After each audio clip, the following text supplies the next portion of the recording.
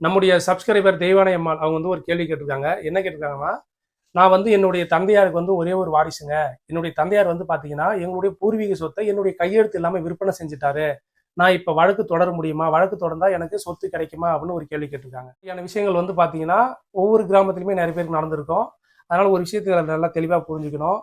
நீங்க மைனரா இருக்கும்போது உங்களுடைய தந்தையார் வந்து உங்களுடைய சொத்த விற்பனை செஞ்சிருந்தார் அப்படின்னா, அது வந்து செல்லும்.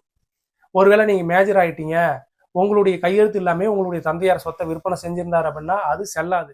மைனரா இருக்கும் போல எனக்கு தெரியாதுங்க, நான் ஒருவேளை எனக்கு தெரிஞ்சிருந்தா அதை வந்து பார்த்தீங்கன்னா நான் நிறுத்திருப்பேன் அப்படின்னு நீங்க தோணுச்சு அப்படின்னா, நீங்க மேஜர் ஆனதுல இருந்து 3 ஆண்டுகளுக்குள்ளார இந்த சொத்துரிமை வந்து மாற்றம் செஞ்சிருக்காருல்ல, கிரயம் பண்ணி கொடுத்துருக்காரு, இல்லை ஏதோ பண்ணியிருக்காருன்னா அது செல்லாதுன்னு நீங்க வழக்கு தொடரணும் 3 ஆண்டுகளுக்குள்ளார. இதே சொத்துரிமை மீட்புன்னு ஒன்று இருக்கு, ரெக்கவரி ஆஃப் ப்ராப்பர்ட்டி. அது வந்து பார்த்தீங்கன்னா 12 ஆண்டுகள் வரைக்கும் அதுக்கு வந்து பார்த்தீங்கன்னா காலவரம்பு இருக்கு.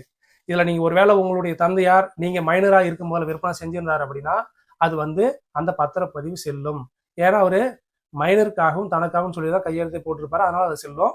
ஒருவேளை நீங்க மேஜராகி அவர் விற்பனை செஞ்சிருந்தாங்கன்னா அதுல உங்களுக்கு ஒரு பாகம் உண்டு, உங்க தந்தையாருக்கு ஒரு பாகம், உங்களுக்கு ஒரு பாகம் உண்டு. அதனால உங்களுக்குரிய பாகத்தை மட்டுமே நீங்க கிளைம் பண்ண முடியும். இது மாதிரியான பிரச்சனைகள் பத்தி நம்ம முழுமையா அடுத்த ஒரு காணொலியில் சந்திப்போம். நன்றி, வணக்கம் தமிழ் சொந்தங்களே.